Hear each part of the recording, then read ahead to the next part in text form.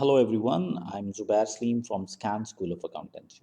Guys, in this video, I'm going to talk about IS1 exposure draft, and this is part 2 on this exposure draft, guys. Now, let's talk about what are the proposals. The proposals or the upcoming changes can be categorized into three categories, guys. The first one is that how the format of statement of P&L is going to be changed.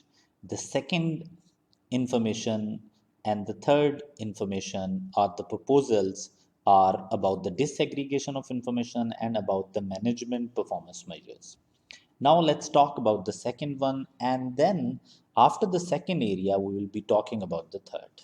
The second area is about the disaggregation of information, that how you need to disaggregate information on the face of statement of P&L or in the notes to the accounts.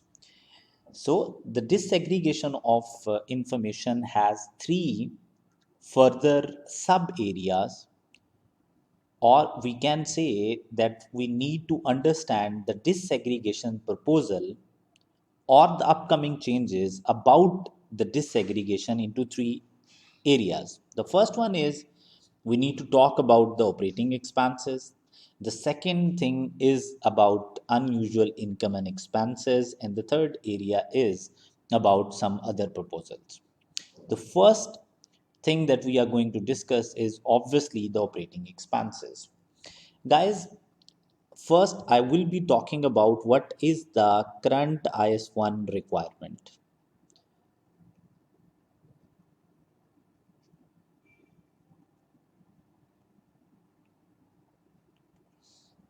And after discussing what is the current IS1 requirements, I'm going to talk about what are the issues, what are the problems,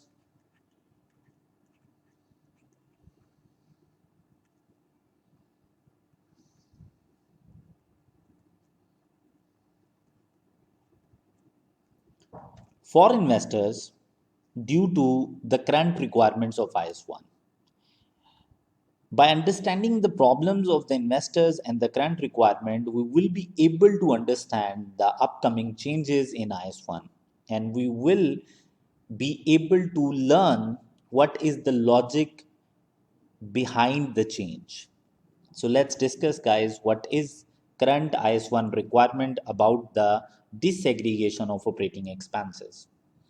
Guys, operating expenses can be presented on the face of statement of comprehensive income either by nature or they can be presented either by function. So current IS1 actually providing a choice, is giving a choice to the company. They can choose either to present their P&L by nature or by function. By function means we need to present our financials like sales, then we need cost of sales, gross profit, admin, and distribution. So, guys, the expenses are being categorized by function. On the other hand, the company can choose to present it by nature, and by nature, we will have revenue, then we will not have cost of sale on the format, then we will not be having admin expenses on the format, then obviously the distribution expense would not be there.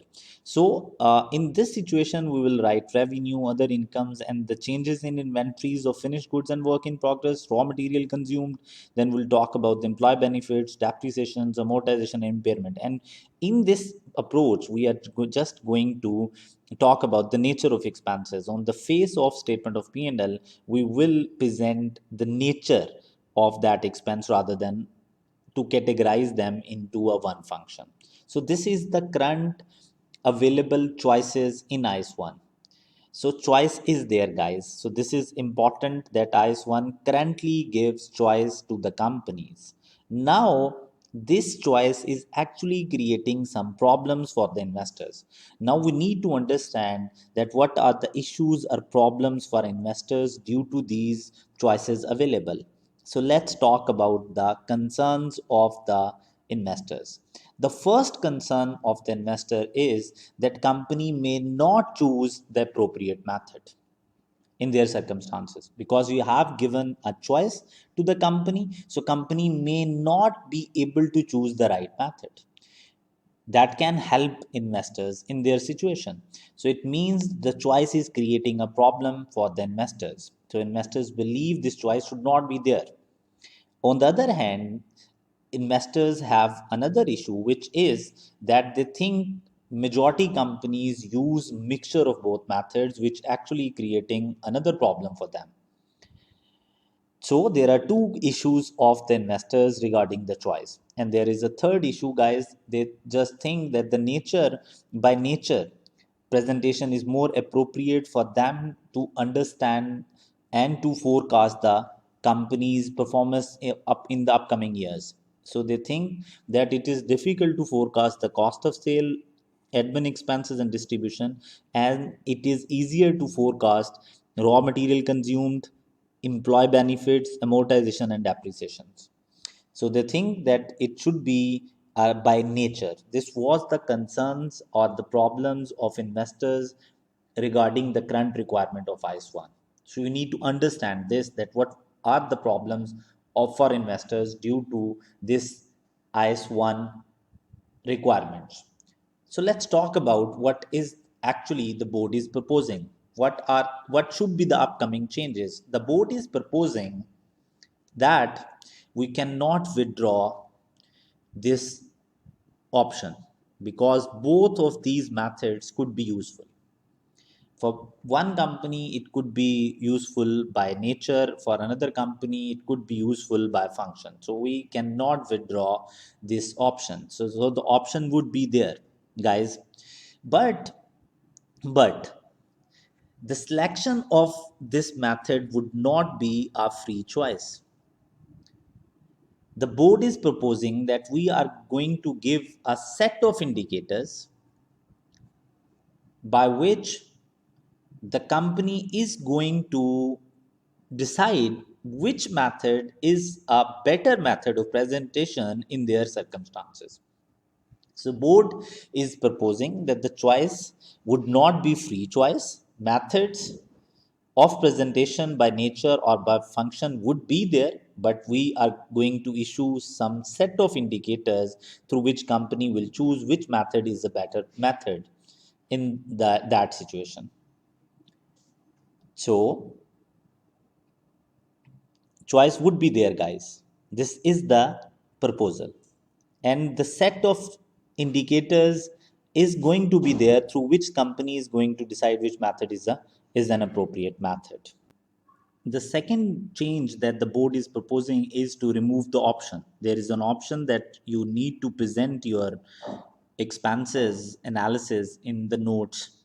So they are just going to remove this option. So it would be a compulsory thing to present your expenses, your total operating expenses analysis by nature in a single note. So this would be a compulsion, guys, because we know that the investors were saying that by nature expenses are more easy to forecast. It's more easy to use their financial models. So the board is proposing that okay, if the company is choosing to present their expenses by function, then what the company need to do as per the new standard, as per the proposal, that they need to prepare a single note of analysis of total operating expenses by nature in the financial statements, and it would be a compulsory thing. So this is the proposal, guys. So there are two proposals. The choice would be there, but obviously there would be set of indicators through which company is going to decide which method is an appropriate method. Then at present, IS1 has option for the companies to disclose the analysis of expenses in the notes only. They have options, so they are going to remove the option, and they are making it compulsory for the companies to show their expenses analysis through a single note by nature as well. And guys, there was another consideration that board initially considered, but later on they just withdraw that consideration, because that approach would be a costly approach for the companies to follow, and it would obviously significantly more complex to follow as well. And what was that approach that board did not pursue later on? The approach was that they just want that each functional line item, means your cost of sale, then your admin expenses. These are the functional line items, guys, and the distribution expenses. They just thought that each functional item, distribution, admin, and cost of sales, be further analyzed into expenses by nature. And this line item again be further analyzed into an expenses by nature. In the same way, the cost of sales should also be analyzed, presented by nature as well. So this was a comprehensive approach, but obviously they didn't choose this approach or pursue this approach because it was a costly and significantly more complex. Now, guys, let's move towards another area, which is how to deal with the unusual income and expenses. So, guys, currently there is no requirement of any standard to explicitly show unusual income and expenses. Although many companies do report unusual income and expenses, and obviously, if in the absence of any guidance of IFRS, companies are showing unusual income and expenses and they are showing it inconsistently. So the issue is that it should be properly explain what is unusual income and expenses, and on the other hand it should be properly disclosed as well. So standards proposed that we should define what is unusual income and expenses. So the proposal of IS1 is that income and expenses should be defined, unusual income and expenses should be defined, and the definition should be income and expenses with limited predictive value. So anything which has limited predictive value, it means that thing is not going to repeat in near future. That has no predictive value. It means while you will be forecasting the company's operations, you will find that this thing is not going to repeat itself. It means it should not be used in the prediction, or it should not be used in the forecast. So income and expenses have limited predictive value when it is reasonable to expect that income or expenses that are similar in type and amount will not arise for several future annual reporting periods. So this is the new definition of unusual income and expenses, guys. So they are just defining the unusual income and expenses, and they are giving some disclosure requirements as well. They are proposing that these are the disclosures that should be presented along with the unusual income and expenses. And what are these disclosures? The disclosures are the amount recognized in the period should be disclosed, then a narrative description how this amount has met the definition of unusual income and expenses should also be disclosed along with this information, guys. Now, the last area of disaggregation is other proposals. Guys, in other proposals, what they are proposing that there must be some principles of aggregation and disaggregation, and you can aggregate dissimilar immaterial items, and there is an extra required line item for goodwill in balance sheet as well. So these are the other areas. Why do we need these other proposals? The thing is very simple. There is a problem in our financials, and the problem is many companies disaggregate information in inefficiently, in a manner that does not support stakeholders decision making. So to give you an example, many companies do show ahead of other expenses. There is a heading in P&L of other expenses, and with no disclosures, guys, with no information provided to help investors understand what these items comprises. So usually companies do aggregate information in such a way that doesn't help investors to analyze the company in a better way. So there are certain other proposals that there must be some principles of aggregation and disaggregation, and there must be some further information about unusual income and expenses, and there must be one single line item for goodwill as well.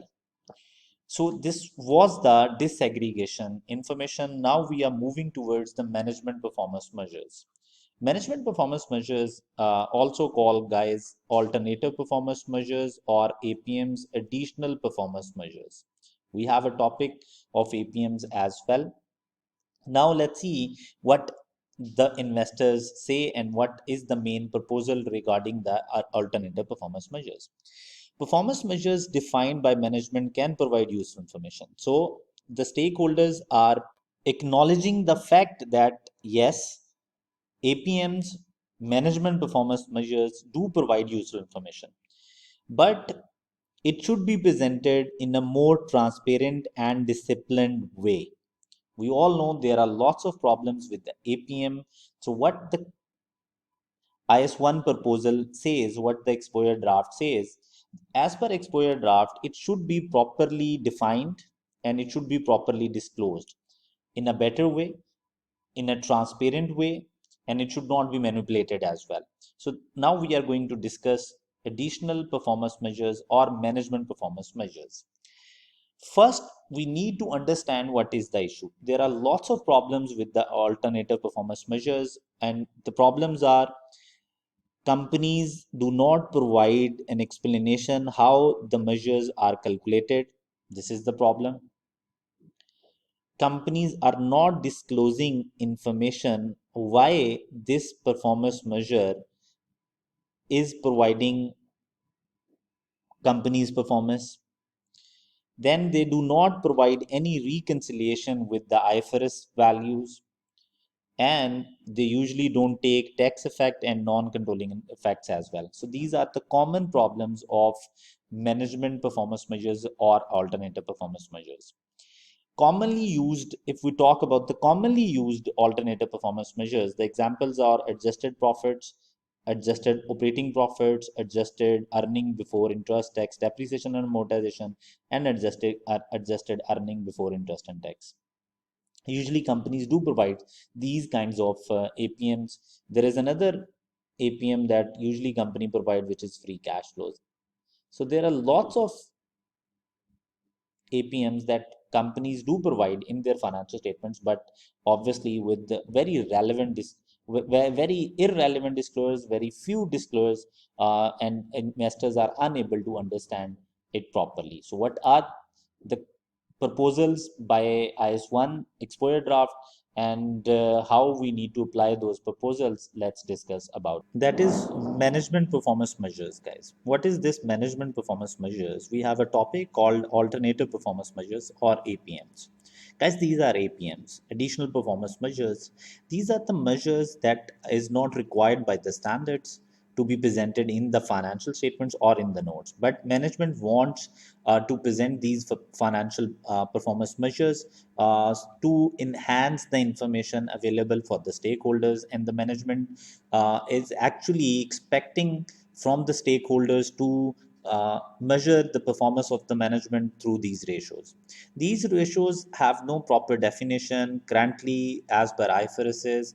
There is no proper disclosure requirements in the IFRS from regarding the management performance measures. So what the board is proposing, that it should be defined properly and there should be disclosure requirements. So this is the third area of exposure draft. What should be the changes, upcoming amendments regarding management performance measures? So first thing, they just defined what is the management performance measures or additional performance measures. Additional performance measures are the subtotals of income and expenses that are used in public communication outside financial statements, complement totals or subtotals specified by IFRS standards, and communicate management's view of an aspect of the company's financial performance. So, this is the new definition of management performance measures. Now, guys, what should be the disclosure requirement as per the proposed standards? The requirements are there must be a reconciliation between each measure that the management is actually presenting and most directly comparable subtotal or subtotal specified by IFRS standards. It means there must be a reconciliation. In other words, you can say that there should be a calculation how this APM is being calculated, and that calculation should start from a value that is given in the IFRS standards. Then effect of tax and non-controlling interest for each reconciliation item should also be there. We should include in the reconciliation tax expense and non-controlling interest. Then a description of why each measure communicates management view of performance and how it is calculated. So you need to give the description as well. An explanation of any changes in how the company calculates its management performance measures or which measures it provides. So this is the disclosure requirements. This is the new definition that the company should follow. So now, guys, a very important slide for SBR exam, and the slide has questions and answers for regarding management performance measures. So there are 6 questions, and with the answers, we have already discussed majority of the areas, but you should expect that the SPR examiner is going to ask one of the questions and you need to reproduce the answers of these questions. So this is an important slide, guys, for the exam purpose. Now, we are going to talk about other proposals like statement of cash flows. What are these proposals, guys? We have some issues regarding cash flow statement as well. We have no clear guidance, or there are certain choices available regarding certain items. They can be presented in operating or financing or operating and investing. So now the standard is proposing to make it clear that where these items should be presented, and these items are, guys, interest paid. Right now IAS 7 give gives a choice to the company. It can be presented under operating or financing activities, but the proposal is that it should be presented only in financing activities. Then we have interest received. It could be presented under operating and investing currently, but after the changes in standards, the proposal, the exposure draft is saying that it should be under categorized under investing activities. In the same way, a dividend received should be categorized under investing activities, and in the same way, dividend paid should be categorized under financing activities. On the other hand, there is inconsistency among companies. Some companies do start indirect method of cash flows from profit before tax. Some companies do start it from operating profits, and some companies do start it from profit after tax. So the board is proposing that if you are following indirect method, then you should start your indirect method from profit before tax. It means, sorry, from operating profit. It means statement of cash flows indirect method of operating activities should start from operating cash flows. So there should not be an inconsistency among the format at the starting point as well. So these are the necessary upcoming changes in cash flows, guys. There are certain items they are proposing to be classified under one heading, though there should not be the choices. And the other the other major change is that they just want every company to start their indirect method from operating activities. Now, guys, what is next is what this is the summary of expected effects on financial statements. We have discussed a statement of P&L in detail in video 1, part 1. Then we have discussed statement of cash flows. Right now we know what are the upcoming changes. Then in balance sheet there is only one line item that has been added for goodwill, and we can add new line items for integral and non-integral associates and joint ventures. And what is integral and non-integral associates, we have already discussed it in part 1 of this video. Now, guys, there are certain changes regarding notes, and we have already talked about disaggregation of information. There are changes regarding performance measures, management performance measures. There are certain changes regarding aggregation and disaggregation. So these are the disclosure requirements about unusual items as well. So that's it, guys. Thank you so much. Stay blessed.